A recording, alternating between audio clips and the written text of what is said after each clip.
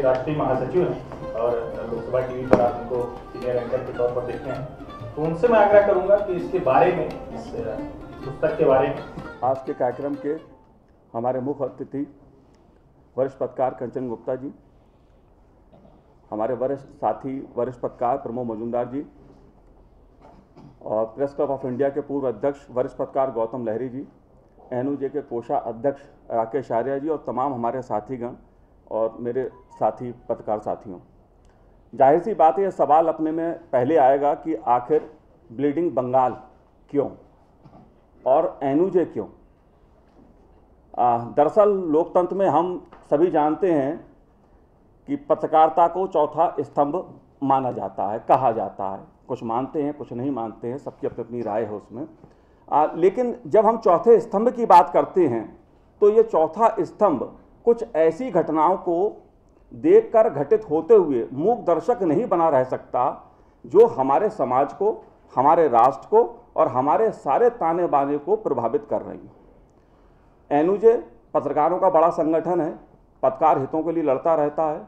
हाल में हमारे कई साथियों ने पत्रकार हितों के लिए अलग अलग ज्ञापन दिए हैं उनकी मांगों को लेकर, लेकिन एक सामाजिक दायित्व भी एनयूजे निभाता है, हमेशा से निभाता रहा है। जब भी राष्ट्र के समय समाज में कुछ ऐसी समस्याएं उत्पन्न होती हैं जिस पर लगता है कि चर्चा होनी चाहिए राष्ट्रीय स्तर पे और मीडिया को अपनी एक बढ़ चढ़कर उसमें भूमिका एक वृहद और विस्तृत रूप में निभानी चाहिए, तब एनयूजे आगे आता है। बात चाहे आपातकाल की हो या बात चाहे और घटनाएं घटी हों। ऐसा ही एक मामला लगता है बंगाल का। बंगाल में जिस प्रकार से घटनाएं घट रही हैं एक एक करके, ये महज एक राजनीतिक हिंसा के तौर पर छुटपुट रूप से नहीं देखा जाना चाहिए इसको, ऐसा हम लोगों का मानना था। खास तौर से एक राजनीतिक संघर्ष हो सकता है, लेकिन जिस तरह से 19 मई 2019 के बाद एक एक कर घटनाएं सामने आईं वो और चिंता बढ़ाने वाली हैं। वोटिंग हो गई, चुनाव हो गया, प्रचार हो गया, लेकिन मतदान के 7 चरणों के बाद भी अगर हिंसा हो रही है और राजनीतिक द्वेष से काम लिया जा रहा है तो कहीं ना कहीं सवाल उठता है। कार्यकर्ता किसी भी पार्टी का हो, चाहे टीएमसी का हो, चाहे बीजेपी का हो, लेफ्ट का हो, कांग्रेस का हो, अगर वो मरता है, उस पर हमला होता है या उसकी किसी तरह से उसकी वैचारिक भावनाओं को, उसकी राजनीतिक सोच को दबाने की कोशिश होती है, तो ये लोकतंत्र के लिए कोई एक अच्छा संकेत नहीं कहा जा सकता। और हम एनयूजे के साथियों को लगता था कि बंगाल में जो कुछ हो रहा है वो कम से कम लोकतंत्र के लिए ठीक नहीं हो रहा है। पहले हमने देखा जब वामपंथी शासन था, करीब अलग अलग आंकड़ा आता है, 20-22 हज़ार आंकड़े की बात तो मैंने ही सुनी है संसद में जब चर्चा होती है कि 22 हज़ार करीब विभिन्न दलों के लोगों को अपनी सत्ता बचाने के लिए, अपने राजनीतिक स्वार्थों के लिए निशाना बनाया गया। बंगाल में एक लंबे संघर्ष के बाद उम्मीद थी कि ममता जी ने जो परिवर्तन किया है उससे एक बदलाव देखने को मिलेगा। जो खूनी राजनीतिक संस्कृति हमने वामपंथ के शासन में देखी वो बदलेगी। लेकिन ममता जी के शासन में जो पंचायत के चुनाव पिछले दिनों हुए, अलग अलग आंकड़ा उसका भी सामने आया।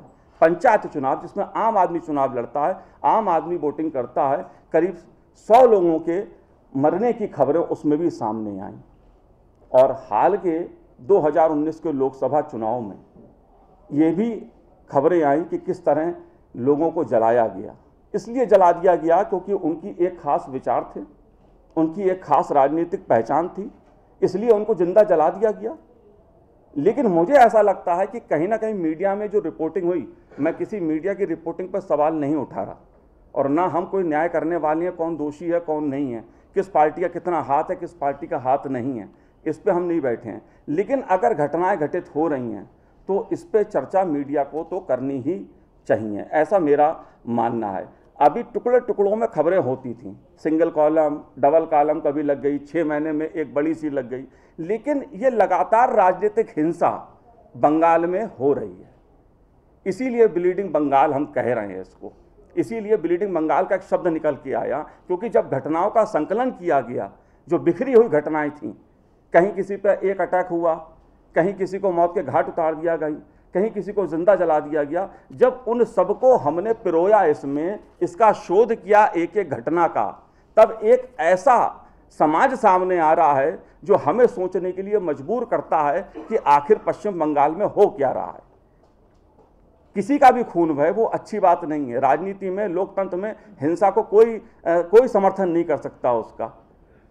इसलिए उन सारी घटनाओं को एक शोध के जरिए इसमें पिरोने का काम किया है। इसमें किसी दल के खिलाफ या किसी उसके खिलाफ नहीं करने की कोशिश की गई है, बल्कि उन सभी घटनाओं को जो पश्चिम बंगाल के मौजूदा शासन में घटित हो रही हैं उनको एक शोध के जरिए रखने का प्रयास किया गया है, ताकि हमारे मीडिया के जो विद्यार्थी हैं, जो मीडिया पे शोध करते हैं या बड़े बड़े लेख लिखते हैं, आर्टिकल्स लिखते हैं, उनको एक मदद मिल सके कि आखिर पश्चिम बंगाल में घटित क्या हो रहा है, और एक कम से कम राजनीतिक स्तर पे चर्चा जरूर हो कि आखिर ऐसा क्यों हो रहा है पश्चिम बंगाल में कि आम राजनीतिक कार्यकर्ता निशाने पर है। इसलिए ये एक पुस्तिका जो है, हमारी पत्रिका जो है, वो उसी मकसद से NUJI ने प्रकाशित की है। इसमें आप देखेंगे सारे वो आंकड़े हैं कि कहाँ किसकी घटना किस तारीख को घटित हुई, कब घटित हुई, कितने लोगों का निधन हुआ उसमें, कितने लोग टारगेट पे उसमें आए, किस पार्टी के लोग थे, ये सारा एक विस्तृत ब्यौरा इसमें आपको पत्रिका में मिलेगा, और यही NUJ ने काम किया। I am often surprised that people are surprised when they see violence in Bengal. This is something which is endemic, and it's very sad as a Bengali to say this. It's very sad. I feel sad when I say this, that political violence has become endemic to Bengal. Just now a reference was made to the recent general election, when during each phase of the 7 phases of polling there was violence, there were incidents of booth capturing, there were incidents of people not being allowed to vote, and in some cases it was done so brazenly that entire villages were not allowed to vote. I am not saying this on the basis of what the BJP claims or the CPM claims or the Congress claims, but I am saying this on the basis of television footage which was used by various news channels during the elections. At that time I had consistently said, and I still believe, that the Election Commission of India, which has been roundly and possibly rightly praised for conducting such a huge electoral exercise, the Election Commission of India was duty bound to countermand the elections in Bengal till such time conditions were right for a free and peaceful election to be conducted. That the elections were conducted in this manner remains a blot on the recent general elections. I have no doubt in my mind about this, and I am not going to say that the Election Commission of India did a wonderful job in West Bengal. It did not. Now, having said that, West Bengal was not like this. West Bengal, despite a huge influx of refugees, and unlike in the West, where refugees came in 1947, 1948, and they trickled in up to 1950, West Bengal has seen repeated repeated inflows of Hindu refugees in 47, in 48, in 50, and then 56, 55, 56, and then 65, and then 1971. So despite that, there has been very little social turmoil on account of refugee influx. Yet, the same West Bengal, starting around 1966-67, became a symbol of political violence in India. Now, you could argue that you had political violence in other states, in Bihar, in Uttar Pradesh, in Andhra Pradesh, in Madhya Pradesh. But political violence related merely to elections and political violence that is driven by ideology are two different kinds of violence. Unfortunately, in West Bengal, starting 1966-67, ideology became the driving factor. You had the first United Front government which fell apart, you had the second United Front government which fell apart. They were dismissed, President's rule followed. In 69-71, we had the Naxalite movement. That added a different dimension to political violence. And that's how it continued till Siddharth Shankar Ray became Chief Minister, and he used brutal state force to bring political violence to an end. So in a sense, state violence was used to put down political violence. Emergency ends in 1977, the Left Front comes to power, and once again the floodgates of political violence reopen. So it became an action-reaction thing.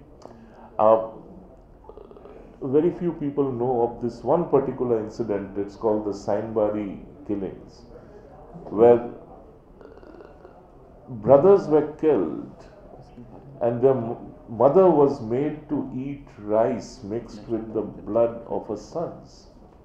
So that is the kind of violence which West Bengal has seen and normalized. You had Anand Margi monks and nuns who were burned alive in the heart of Calcutta. And as was mentioned, that during nearly 35 years of left rule, more than 20,000 people died in political violence. When Mamata Banerjee came to power, she came to power on the slogan of Parivartan, change. And she coined a 3-word principle for her government and her party.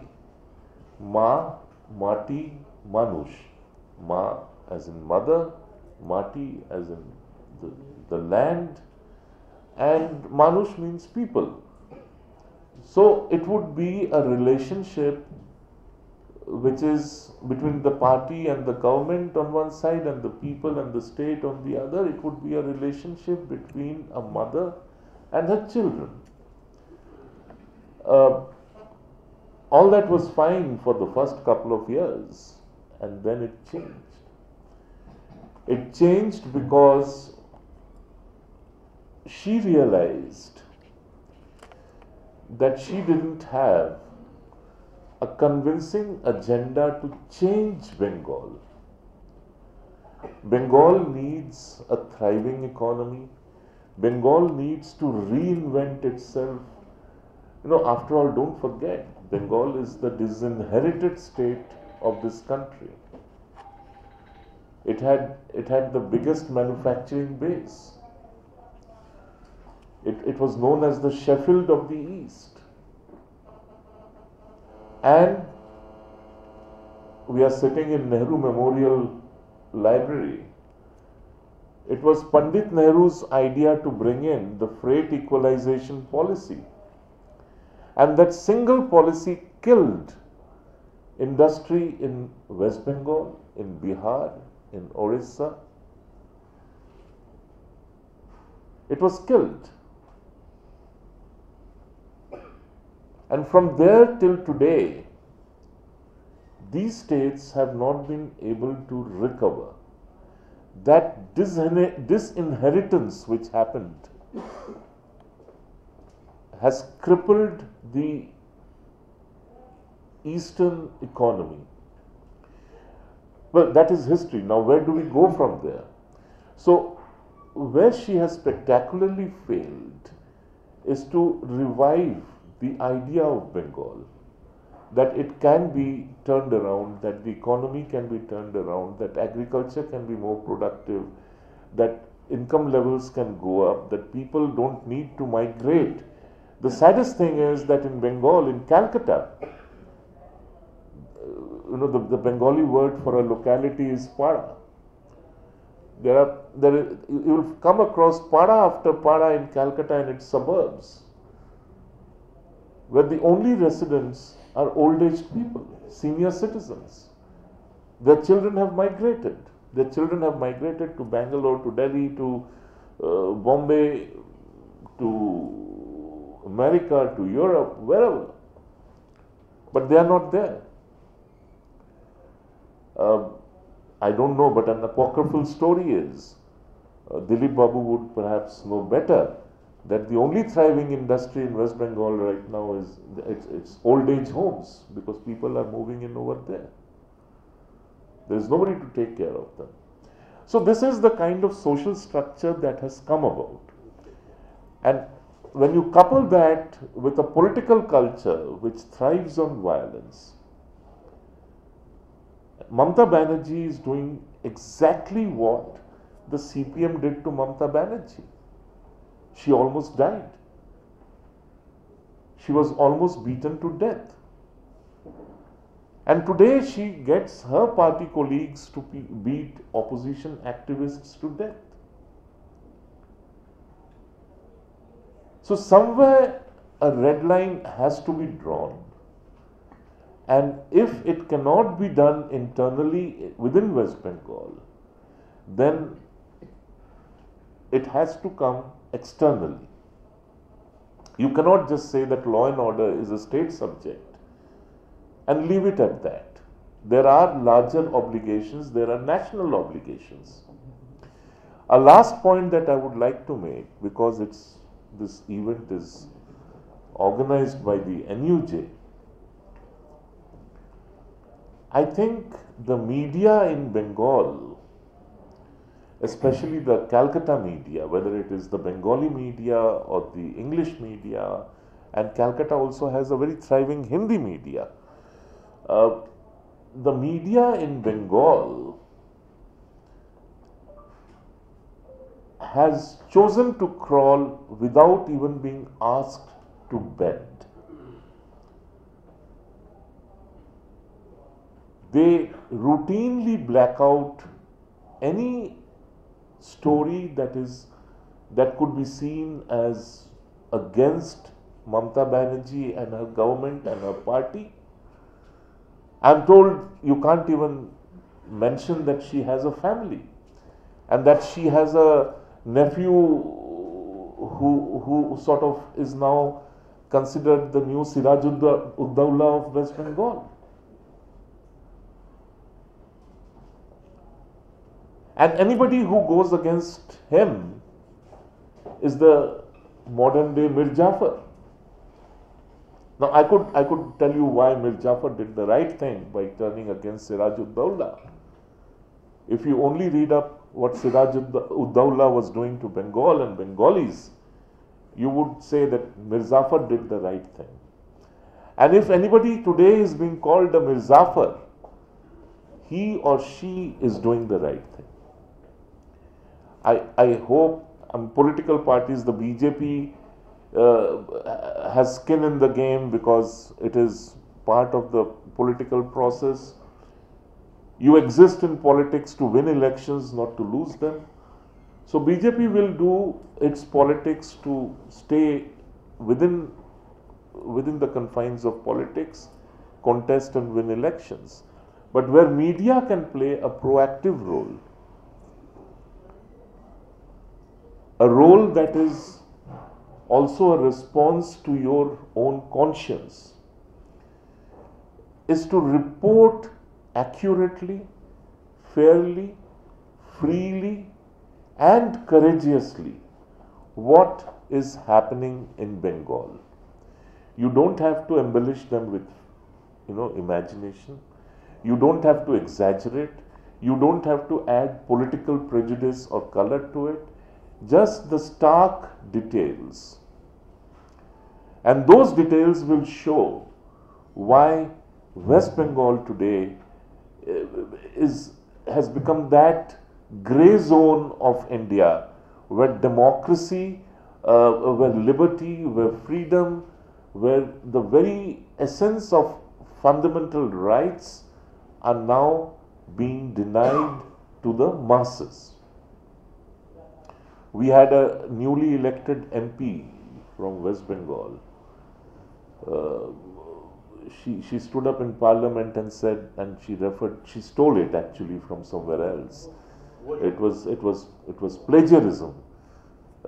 She referred to 7 warning signals of fascism. If you go through the 7, and actually if you go through the original list, which was 12 or 14 or something, you will find each one of them, each and every one of them happening right now in West Bengal. I do not use the words Nazi, fascism, fascist, because we diminish the real meaning of those words if we use them like so casually. But if ever India were facing a threat of oppression, of fascism, it is in West Bengal. That lady's warning should be taken very seriously, because she was speaking from experience, and that experience needs to be now taken beyond the confines of West Bengal. And to that extent, I think this is a very important contribution to the literature of Bengal.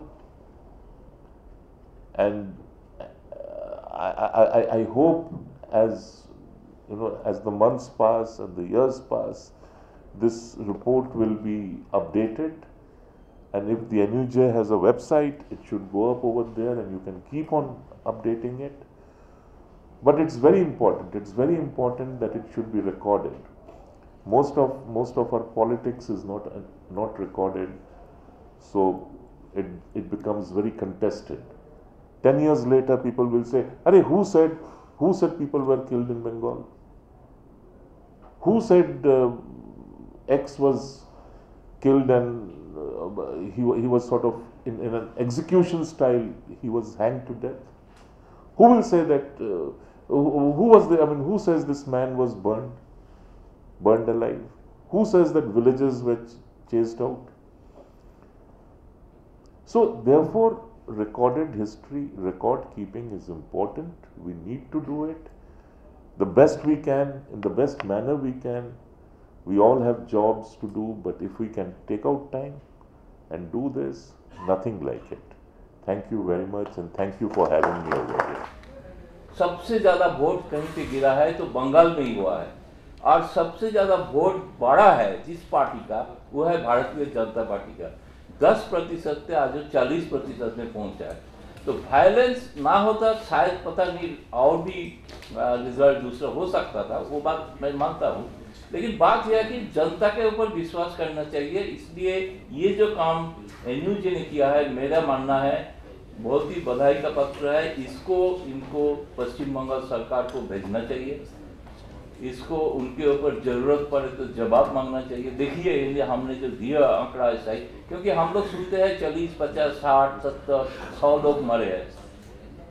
लेकिन आपको याद होगा कि दूरदर्शन में programme में मैं था, शायद ये भी थे, जहाँ पे मैंने कहा था कि ये आंकड़ा किसी ने इकट्ठा करना चाहिए, क्योंकि एक ऑथेंटिक आंकड़ा होना चाहिए।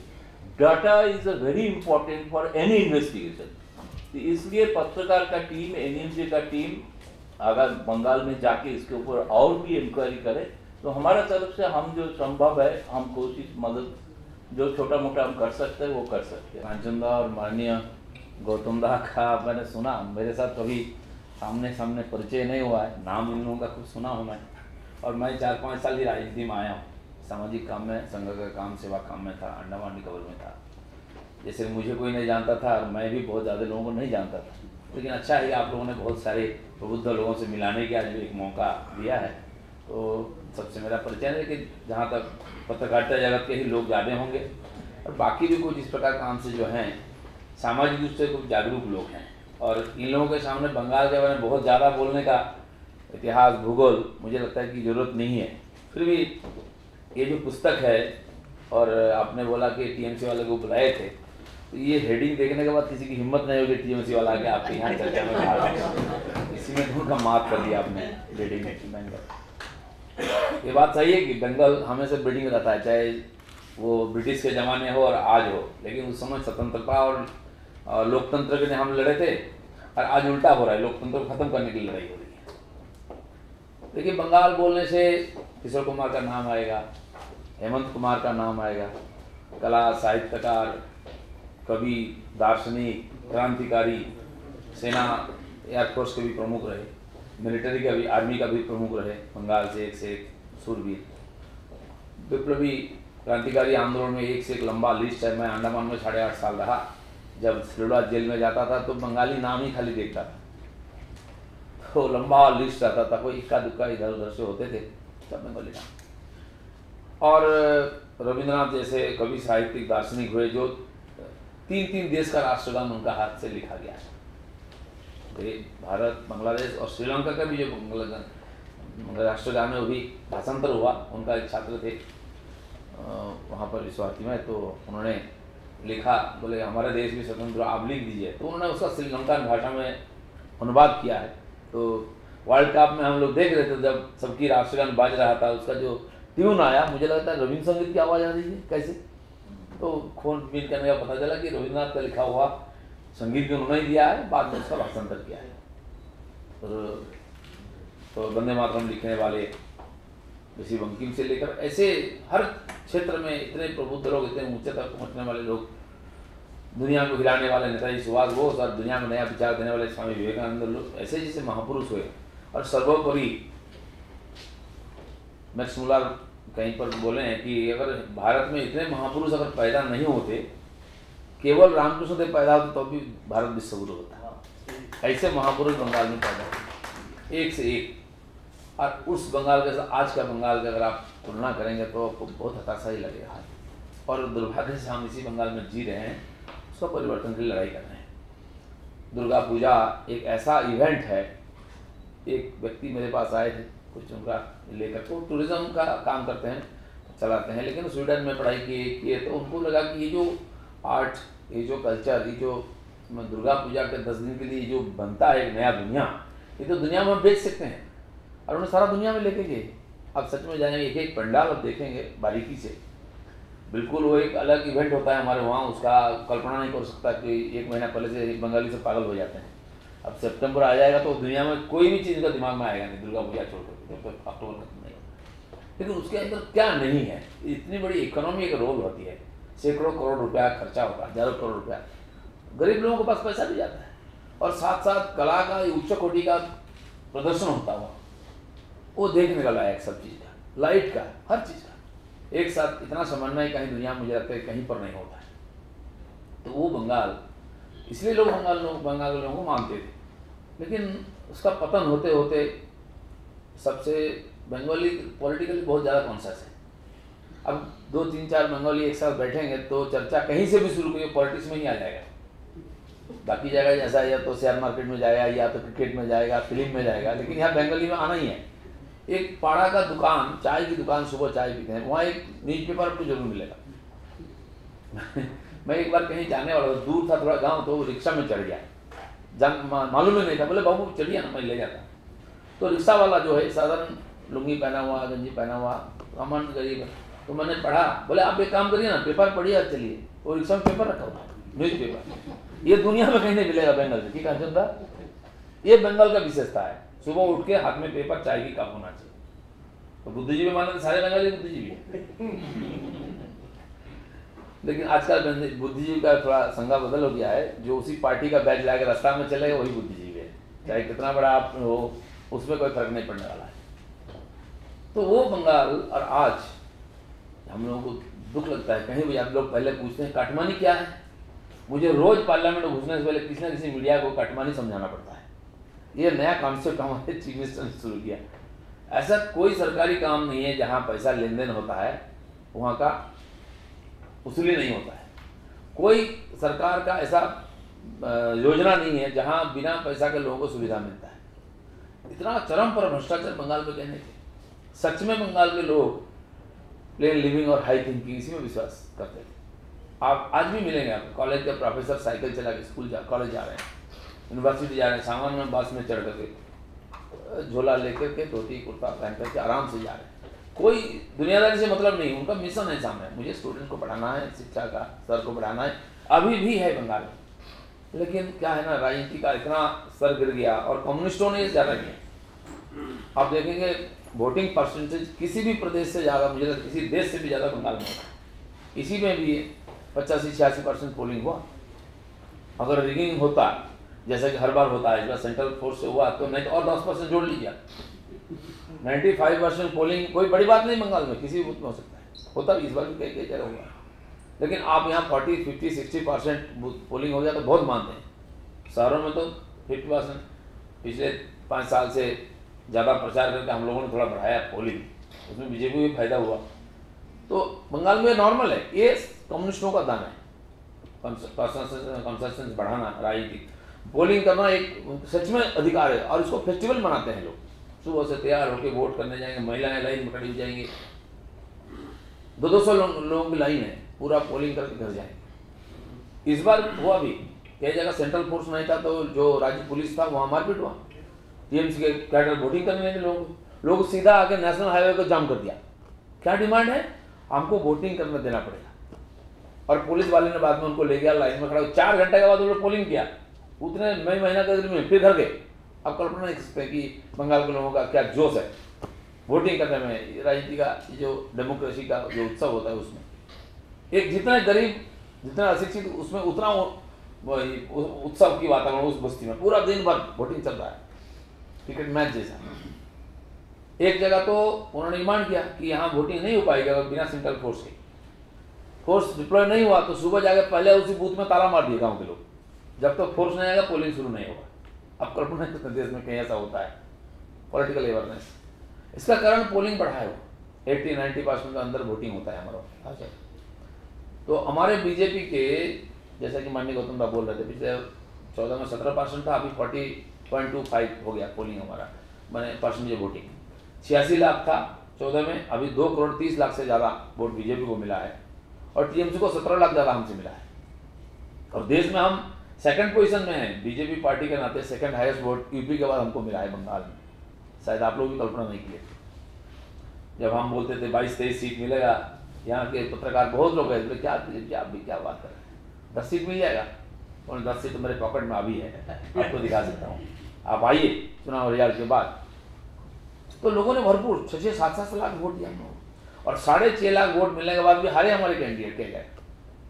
इतना कॉन्टेस्ट कितना है, ये भी एक पहलू है बंगाल की कि पॉलिटिकली कितना कॉन्शियस वहाँ के लोग हैं, इसलिए परिवर्तन भी होता है।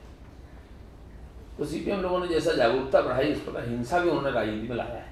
और ये राजनीति में हिंसा जो है, ये केवल राजनीति में रहा नहीं है, समाज के हर स्तर पर पहुंच गया है। ये दुर्गा पूजा होता है, मान लीजिए मोहल्ले में एक पूजा होता था तो उसको सीपीएम वाले कब्जा कर लिए, तो कांग्रेस वाले दूसरा पूजा शुरू कर दिया, चंदा उठाना, पूजा करना है। तो वहाँ मजेदार ऐसे ही होता है, हर बात में कंपटीशन। एक व्यक्ति ने हमको बोला, कार्यकर्ता बोले, देता हमारे वहाँ इतना जोरदार राजनीति होता है, हर बात में राजनीति। बोले तो सब जगह होता है। बोले नहीं हमारे वहाँ ऐसा नहीं है। बोले क्या होता है? बोले देखिए वहाँ दुर्गा पूजा होगा तो उस मोहल्ले में इधर दुर्गा पूजा करना है, सीपीएम वाले करेंगे तो टीएमसी वाले करेंगे। वहाँ काली पूजा तो यहाँ काली पूजा, उस मोहल्ले में कोई शादी होगी तो ये लोग भी एक नया शादी करेंगे। और यहाँ तक नहीं है, कोई मर गया उधर श्राद्ध हो गया तो इधर मार के उसको शादी करेंगे। ये बंगाल की राजनीतिक परिदृश्य ऐसा है, मजाक लगता है लेकिन सच में हर चीज में ऐसा कैसा हो गया, वो लोग कर दिए, फुटबॉल टूर्नामेंट, हर चीज में राजनीति। तालाब में पानी नहीं देंगे, वो सीपीएम वाले, ये सीपीएम शुरू किया है। आपका देश भर में जात पात का लड़ाई है, ये हमेशा हम जानते हैं, मजाक करते हैं। बंगाल में आपको जात पात नहीं मिलेगा, लेकिन राजनीतिक जात पात मिलेगा। कौन सा झंडा, ये कौन सा झंडा, लाल तिरंगा, ये सब। और आज भी बहुत जोर शोर से होता है। तो राजनीति की जो भेद जो बनाया कांग्रेस सीपीएम ने, उसी स्कूल में पढ़े हुए आज जो लोग कर रहे हैं वो लोग कर रहे हैं, इतना चरम पर। और आप खाली हमारी राजनीतिक विरोधी है, इसलिए आपके साथ जो भी करें, जीने का अधिकार नहीं आपका। बाहर से लोगों को समझना मुश्किल कि ऐसा भी होता है। आप वोट नहीं दिया हमको, आपका घर का करंट काट देंगे, बिजली काट देंगे, हर प्रकार से प्रताड़ना करेंगे आपको, कहीं ना कहीं आपको झंझट में रहने नहीं देंगे। और इसी प्रकार से सीपीएम, कांग्रेस वालों को सीपीएम बनाया जबरदस्ती, अब सीपीएम से टीएमसी में ले गए लोगों को। अब उल्टा मामला शुरू हो गया, अब बीजेपी में आ रहे हैं। अब लोग बोले क्या आप लोग उनको तोड़ के ला रहे हैं? भाई हम सत्ता में है नहीं, हम कैसे तोड़ेंगे? हमारे 3 ही एमएलए थे, उसमें हम भी एक थे, 2 एमपी थे, लेकिन ऐसा क्या हो गया कि रातों रात बदल रहा है? आप सोच सकते हैं, एक सरकार चल रही है पूर्ण बहुमत के साथ, 294 में से 211 सीट सीपीएम जीता 16 में विधानसभा में। बाद में सीपीएम कांग्रेस और 7-8 सीट एमएलए को ज्वाइन कराया, उनके साथ ही बैठते हैं, लेकिन इनके साथ वोटिंग करते हैं। ये सब ऑफिशियली वो पार्टी चेंज नहीं है, लेकिन ज्वाइन कर लिया, काम कर रहे हैं। स्पीकर नहीं चाहेंगे तो कुछ नहीं कर सकते, इस प्रकार परिस्थिति। लेकिन उसी पार्टी से लगातार एमएलए, 3 एमपी सिटिंग एमपी थे, मुकुल राय भी एमपी थे उसमें राज्यसभा में, जो ज्वाइन किया हमारे साथ। फिर बाद में सौमित्र खान अभिजीत का आया, एक अनुपम हजरा, ये लोग एमपी थे, चुनाव को पहले हमारी पार्टी में आए। और अभी 6-7-10 हो जाएंगे एमएलए, कितना ज्वाइन कर गए हैं, रोज कोई ना कोई आ रहा है। और लोकल बॉडी के, पंचायत से लेके म्यूनसिपालिटी के, जिला परिषद समिति जो होता है तैयार कर, और सारे प्रतिनिधि जो जीते हुए वो यहाँ आ रहे हैं। और उसमें कुछ लोग तो अपने मन में जो है ना कॉम्प्लेक्स, पाप बोध है, क्योंकि लगभग 1/3 सीट में चुनाव नहीं हो पंचायत में, 34% सीट में नॉमिनेशन करने नहीं दिए गए। कोई पूछ सकते हैं नॉमिनेशन करने में क्या मनाही है? आप कल्पना कर सकते हैं, वीडियो ऑफिस को 7 दिन तक घेर के रखें, टेंट लगा हुआ है, बिरयानी बन रहा है, और पुलिस और गुंडा दोनों हाथ में हथियार लेके घूम रहे हैं, किसी की हिम्मत नहीं अंदर जाए। कुछ लोग गए तो हाथ पांव तोड़ दिए मार के, पर्ची फाड़ दिए, अंदर घुस गए, वहां गुंडा बैठे हुए हैं, मार पीट कर उनको निकाल दिए। और ये चला सप्ताह भर तक। एसडी ऑफिस जहां जहां नॉमिनेशन होता है, बीडीओ ऑफिस, हमने केस किया, सुप्रीम कोर्ट तक आया, चुनाव कमीशन 1 दिन बढ़ाया डेट, कोई फर्क नहीं। 20,159 सीट में नॉमिनेशन नहीं बढ़ पाया कोई, 58,000 टोटल पंचायत में त्रिस्तरीय सीट था। कई लोग हमको पूछते हैं, आप लोगों ने तो त्रिपुरा में ऐसा कर दिया, 96% नॉमिनेशन नहीं हुआ। मैं उनको पूछता हूँ, भाई कौन आया था नॉमिनेशन करने के लिए जिसको नहीं दिया गया? एक थप्पड़ किसी को मारा, एक केस हुआ, बाकी पार्टी का कोई है ही नहीं नॉमिनेट करने वाला, कोई नॉमिनेशन करने वाला आया ही नहीं। सारे लोग बीजेपी में आ गए, बचा ही नहीं उनके पास, नॉमिनेशन करने के लिए आदमी नहीं मिला। और यहाँ चुनाव चलते समय, पंचायत के समय, हमारे 10,000 लोगों का ऊपर केस दिया पुलिस ने, जो भी किया उनको मारा पीटा, इनको केस दिया, और 1,000 लोग अरेस्ट किया था, जिसको जवाब में जमानत किया। और उसमें वो भी नॉमिनेशन किया हुआ आदमी जो कैंडिडेट वो भी है। कई लोग तो नॉमिनेशन करने के बाद अरेस्ट हुए, जेल में रहे, जमानत नहीं मिला, और चुनाव जीत के बाहर से निकले, ये भी हुआ। और इतना नहीं है, चुनाव हुए, नॉमिनेशन में बाधा, फिर वो होने के बाद प्रचार नहीं करने देंगे, प्रचार कर लिया तो वोटिंग नहीं करने देंगे। और यहाँ तो जिस दिन काउंटिंग हो रहा था, काउंटिंग शुरू हुआ पंचायत से, फिर समिति, रात 10 बजे के बाद जिला परिषद की काउंटिंग हुआ। जो काउंटिंग एजेंट हमारे अंदर थे, उनको दरवाजा बंद के खूब पीटा, बेचारे भाग गए छोड़कर। कौन जीता कौन हारा, सारा टीएमसी लोग सर्टिफिकेट लेके गए। एक तो आधे सीट में नॉमिनेशन नहीं, विदाउट कॉन्टेस्ट में जीते, बाकी जो वोट हुआ वहाँ भी जीते। आज वही लोग हमारी पार्टी में आ रहे हैं, वो जानते हैं चोरी करके जीते हैं, वो सारे लोग बीजेपी ज्वाइन कर रहे हैं, हजारों की संख्या में, एक दो नहीं, पूरा पंचायत प्रधान के साथ आ रहे हैं, जिला परिषद के साथ आ रहे हैं, उन्होंने मारपीट करके केस दे के वापिस कर रहे हैं। लेकिन ये सिचुएशन है, और हिंसा इतना चरम पर था उस समय, वो जानते थे कि अगर पोलिंग ठीक ठाक होगा तो जीत नहीं पाएंगे। 2100 2100 ऐसे हमारे जीते हुए प्रतिनिधि थे पंचायत के, जो गांव में नहीं रह पाए, उनका घर तोड़ दिए, उनको मारपीट किए, क्योंकि बीजेपी से नॉमिनेशन किए, बीजेपी से जीते। उनको हमने 4 राज्य में छुपा कर रखा था, उधर आसाम, अलीपुरद्वार, कुछ बिहार से, फिर इधर से बिहार, मालदा, दिनाजपुर से, इधर बीरभूम, इधर उधर से झारखंड, और मेदिनीपुर, झारग्राम से उड़ीसा में। लोगों को वहाँ कैंप करके रखना पड़ा, लोगों को महीनों तक खिलाना पिलाना पड़ा। आप कल्पना कर सकते हैं, गर्भवती महिलाएं हैं, वो घर में नहीं रह पा रही, गांव, शहर, जिला को, प्रदेश को छोड़ना पड़ा।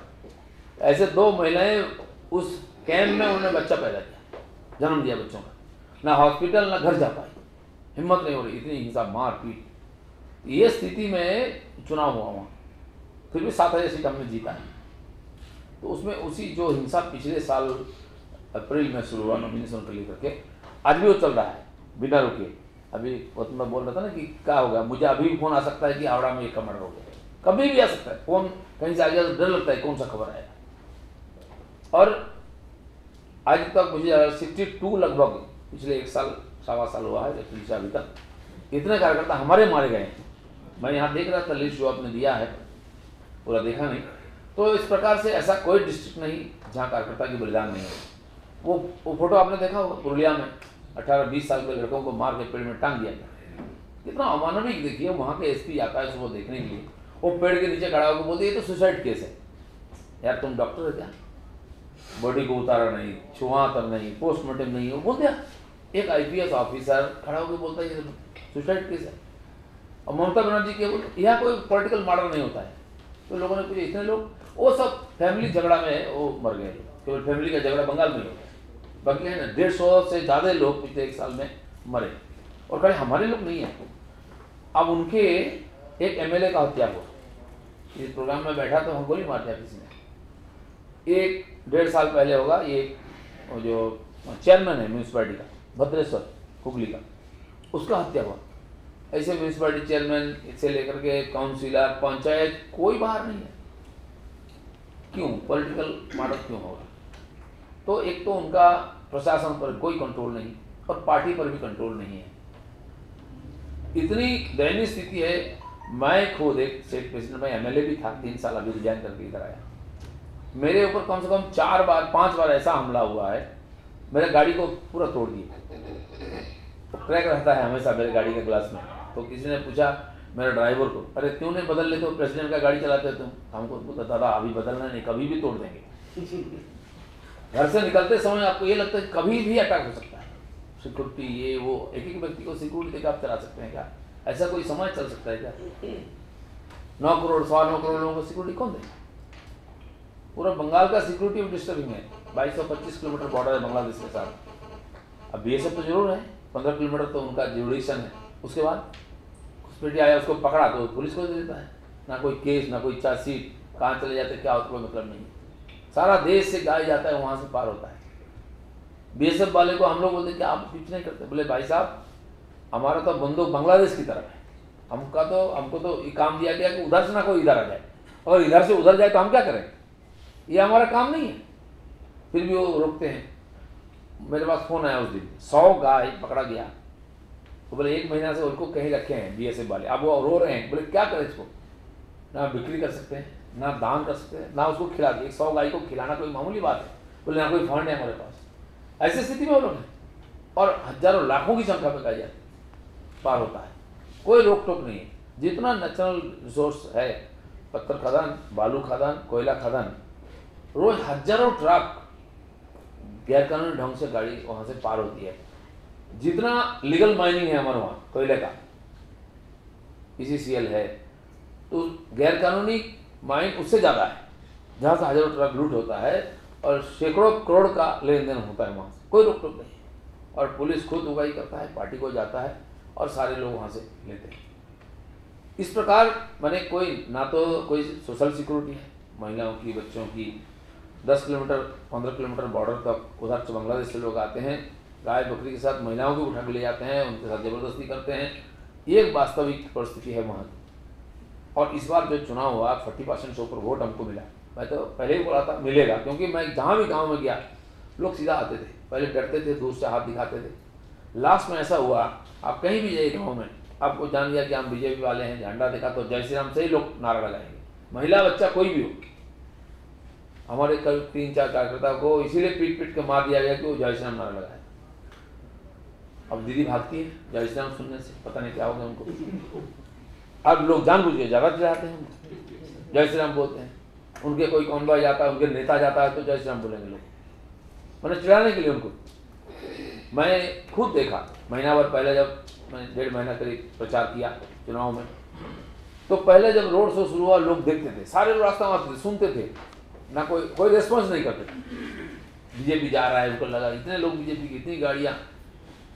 फिर सेकंड टाइम सप्ताह 2 सप्ताह बाद गया तो देखा कि लोग हाथ हिला रहे हैं, ऐसे थोड़ा सा हिम्मत बढ़ा। लेकिन लास्ट फेज में मैं देखा लोग सारे रास्ता में खड़े हैं, फूल फेंक रहे हैं और सबका मुंह में जय श्री राम आवाज, एकदम सा बदलाव आ गया। तो जब लोग मुझे पूछ रहे कैसे आप बोल रहे हैं कि 20 सीट मिलेगा, 23 सीट मिलेगा, हमरा गिनती कर लेना। हमारे एनडीटीवी के मालिक माननीय प्रणय राय जी, जिनको हम बचपन से देख रहे हैं, वो इंडिया दिस वीक देखते थे क्या क्या, तो उनके जो वहाँ के हमारे रिपोर्टर हैं, दीदी हैं, तो मिलती रहती है, और उनके अतिरिक्त आपका एक दिन इंटरव्यू लेंगे हम रोड समय। तो मैं जंगल महल में था, मेदिनीपुर से और अंदर एकदम ट्राइबल बेल्ट में, तो उन्होंने प्राइम मिनिस्टर का वो प्रोग्राम कवर करके आए, तो हम बोले दीदी आप हमारे तक पहुँच नहीं पाएगी, इतना अंदर है, लेकिन वो पहुँचे 3:30 बजे लगभग। मैं करीब 60 किलोमीटर सुबह रोड शो किया, फिर निकला तो उस समय उन्होंने पहुँच गए। प्रणय राय जी मेरे ओपन रोड जीप था उसमें चढ़ गए, वो दोनों चढ़ गए और लाइव ले रहे थे। बाइक में चढ़ के उनके फोटोग्राफर थे, कैमरामैन सामने थे, वो जा रहे थे। तो फर्स्ट जिस गांव में हम घुसने वाले थे वो ट्राइबल गांव था, 400-500 लोग होंगे, पूरे लोग सारे रास्ते के, वो ग्राम सड़क था, दोनों तरफ खड़े हैं, हाथ में फूल और ये लेकर के धान उन जो हमारे वहाँ बंगाल में होता है, और हाथ से बनाया हुआ माला वाला लेकर सारे लोग खड़े थे, महिला पुरुष सब लोग जय श्री राम नारा वाला। तो हमको प्रणय जी, अरे दिलीप जी ये तो बंगाल में तो ऐसा कभी नहीं देखा, सारे लोग रास्ते में जय श्री राम बोल रहे हैं। हमने हाँ पहली बार आपको देखने का मिल रहा है, ऐसा हमने पूरा बंगाल ऐसा है और रिजल्ट आपको ऐसा ही मिलेगा। उनको समझ नहीं कि कैसा हो गया, ऐसे नहीं हो कि हमने सब कर दिया, लेकिन ये जो पंचायत में लोगों को वोटिंग करने नहीं दिया, इतना जाजीती हुई, लोकतंत्र का हत्या हुआ, लोगों का मन में एक जीत था कि इसका तो जवाब देना है। लोग सुबह से, मैं एक जगह गया, बूथ के अंदर घुसा, बाहर मारपीट हो रहा था, अपने लोग थे उनके लोग थे, कुछ आवाज आ रहा था, मैं ऊपर जाकर देखा 2 बूथ में 2 लंबा लंबा लाइन, महिला पुरुष सब चुपचाप खड़े हैं, पोलिंग चल रहा है। तो मैंने घुसा अंदर, आगे बाहर आया, मुझे पूछा दादा क्या हो रहा है बाहर, और कुछ नहीं आप अपना वोट दीजिए। लोगों को कोई फर्क नहीं क्या हो रहा है, उनको पोलिंग करना था, वोटिंग करना था, उसका रिजल्ट आया।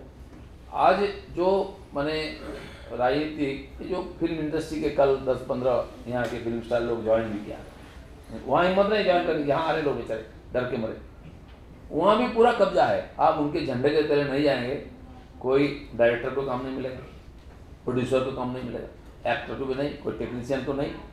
14 साल के बाद काफ़ी लोग हमारे साथ आए थे, उनका ऐसा किया, उनके साथ बेचारे चुप हो गए, खाना नहीं मिलेगा, फिर उधर चले गए। लेकिन अभी काफ़ी संख्या में लोग आ रहे हैं, तो वहाँ भी 2 भाई हैं कंट्रोल करते हैं, हम बोलते हैं फिल्म माफिया।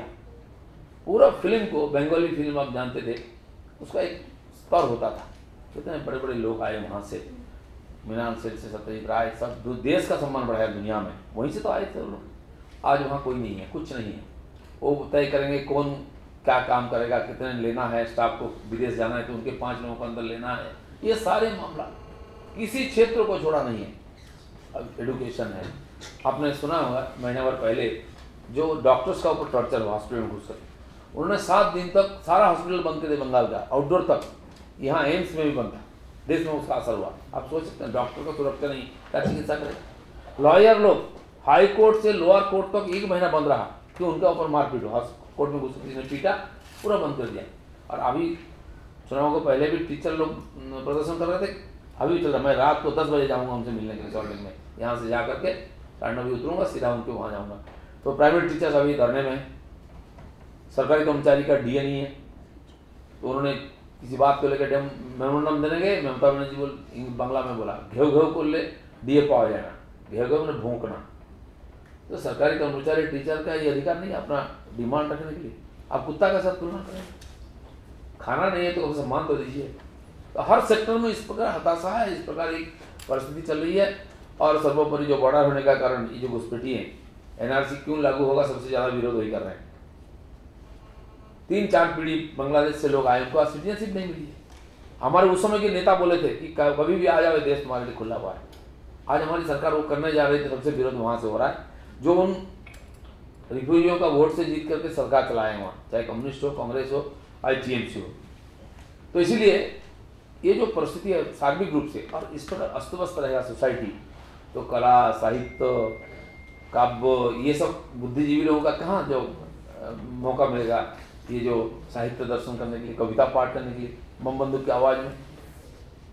तो इसलिए हमारी जो लड़ाई है केवल राजनीतिक परिवर्तन तो जरूर है, राजनीतिक पार्टी चाहती है, पार्टी जब तक सत्ता में आएगी कोई काम ही नहीं कर पाएगी। लेकिन बंगाल में जब तक राजनीतिक परिवर्तन नहीं होगा, बाकी कुछ परिवर्तन नहीं हो पाएगा, क्योंकि सारा कुछ वहाँ राजनीति का लगा हुआ है। घर में क्या खाना बनेगा वो भी तय करता है पार्टी, शादी किसके साथ होना, कब होना, क्या उसमें खाना बनेगा वो भी। इस प्रकार राजनीति होती है। तो जब राजनीति का परिवर्तन नहीं कर पाएंगे आप, वहाँ बंगाल में किसी प्रकार की परिवर्तन नहीं होगा। सीपीएम ने शुरू किया था, एक समय 70 कॉलेज में प्रिंसिपल नहीं थे, क्यों? उनके अपना आदमी नहीं है। अभी वही स्थिति है, ऐसे ऐसे लोगों को वीसी बनाया जो को कॉलेज में पढ़ाया नहीं। लेकिन क्या बोलेंगे आप, एक व्यक्ति सब डिसीजन लेता है, तो वहाँ हमारे लोग मजाक में बोलते हैं एक पोस्ट बाकी सब लैंप पोस्ट, ये चालू स्लोगन है वहाँ, एक ही। और परिवर्तन की कंचनता बोल रहे थे ना, परिवर्तन का नारा, क्या परिवर्तन? दीदी एक उनका बहुत पॉपुलर स्लोगन था कि दीघा को हम गोवा बना देंगे, दार्जिलिंग को स्विट्जरलैंड बना देंगे और कलकत्ता का लंदन बना देंगे। तो आज वही बोलते हैं, हम लोग मजाक में बोलते हैं तो आप तो लंदन, गोवा और स्विट्जरलैंड नहीं बना पाए, पूरा बंगाल को अफगानिस्तान बना दिया। आज अफगानिस्तान से भी कोई अच्छा हालत में हम नहीं है हर क्षेत्र में। अगर बंगाल जो हमेशा लीड करता है भारत को, उसका शिक्षा, कला, साहित्य सब खत्म हो जाए, तो बंगाल की भी जिम्मेदारी रहती है देश के लिए, जैसे भारत की जिम्मेदारी दुनिया को रहता है। उससे हम और विच्युत हो गए हैं, इसलिए हमारी लड़ाई केवल राजनीतिक नहीं है, शारीरिक रूप से बंगाल का परिवर्तन हो, और वो बंगाल जो रामकृष्ण राममोहन स्वामी प्रसाद विवेकानंद का बंगाल उनका जो सपना था उसको सफल करना, इसलिए हमारी लड़ाई है। धन्यवाद।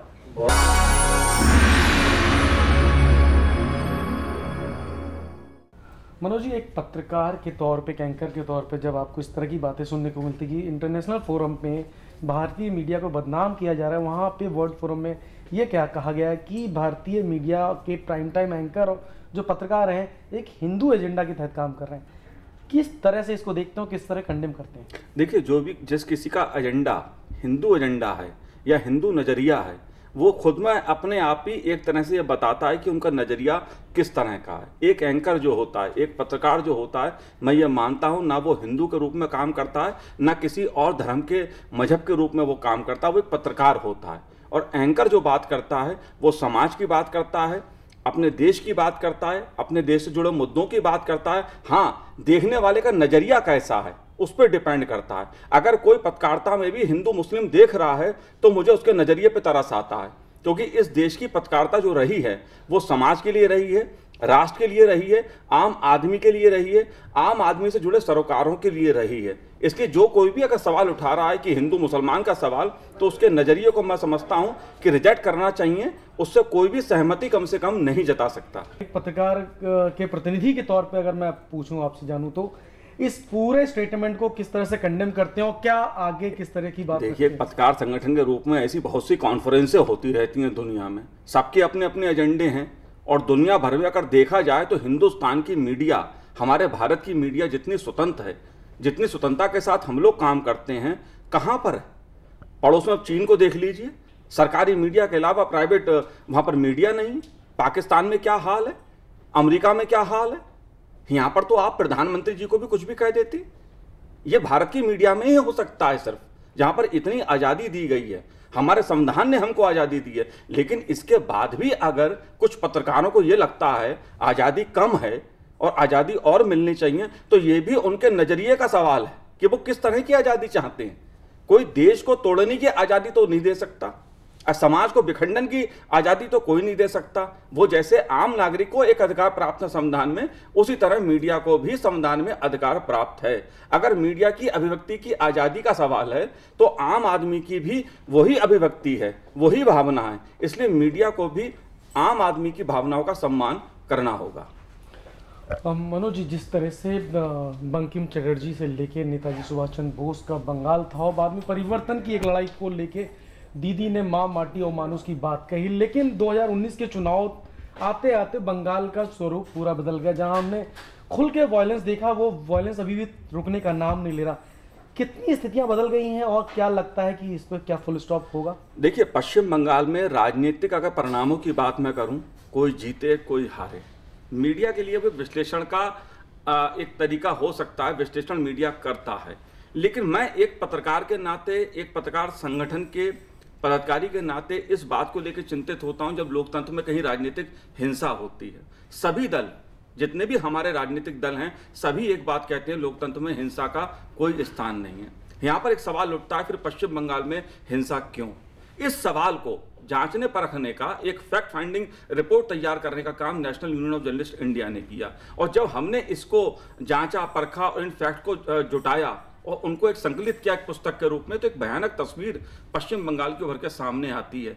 इसलिए इस पुस्तक का नाम भी हमने जो देखा, जो उभर के सामने आया, एक रक्त रंजित पश्चिम बंगाल की तस्वीर उभर के सामने आती है। क्योंकि अगर टीएमसी का कार्यकर्ता भी मरता तो वो राजनीतिक कार्यकर्ता है, अगर बीजेपी के कार्यकर्ता को पश्चिम बंगाल में जिंदा जला दिया जाता है तो वो भी बीजेपी का कार्यकर्ता है, अगर वामपंथी दल, कांग्रेस पार्टी, उसके कार्यकर्ताओं पर कहीं हमले हो रहे हैं तो ये सवाल जो है वो पूरी शासन व्यवस्था पर उभरता है। और पश्चिम बंगाल में सरकार तृणमूल कांग्रेस की है, जाहिर सी बात है कि जवाबदेही उनकी बनती है। You see, the situation in Bengal is very, very bad for a variety of reasons. There are historical legacy issues, there are political issues, and there are law and order issues. Very briefly, what Bengal needs right now is a collaboration between the central government and the state government to provide political stability, to ensure economic growth, and in the process create a situation that is far more harmonious and puts an end to political violence. The state government has to realize that it cannot have absolute control over politics in Bengal, because there will be other players. In this case, the BJP is now a rising force over there. So they have to deal with it politically, they have to deal with it constitutionally, and they have to deal with it electorally. Violence is not a solution. The killings must stop, because people who are getting killed, they deserve far better. People who are being attacked, they deserve far better, and most importantly, Bengal deserves far better. दादा, जिस तरह से ममता दी परिवर्तन के लिए माँ माटी मानुष की बात करती थी, आज बंगाल में स्थितियाँ दूसरी हैं, चाहे वो बीजेपी भी जिस तरह से प्रयास कर रही है, तो क्या लगता है कि आने वाले समय में वो चीज़ें बदलेंगी? वो स्लोगन फेल कर गया है, वो अब कामयाब नहीं है। बंगाल को नए सिरे से सोचना पड़ेगा। भाजपा को अपना एजेंडा बंगाल के लोगों के सामने रखना पड़ेगा। केवल तृणमूल को हटाना भाजपा का प्रयास नहीं होना चाहिए। बंगाल को कैसे, ये जो एक दलदल में फंस गई है बंगाल, उसमें से कैसे खींच के निकाले। जैसे मैंने कहा, सामाजिक स्टेबिलिटी चाहिए, पॉलिटिकल स्टेबिलिटी चाहिए, एजेंडा ऑफ गवर्नेंस चाहिए, आइडियाज़ चाहिए, प्लान्स चाहिए। तो ये केवल चुनाव जीतना या हारना, इस पर सीमित नहीं रहना चाहिए। भाजपा की जो अब वहाँ पर राइज हो रही है, उसको मैच करने के लिए भाजपा को अब बंगाल के बारे में, बंगाल के प्रगति के बारे में सोचना चाहिए।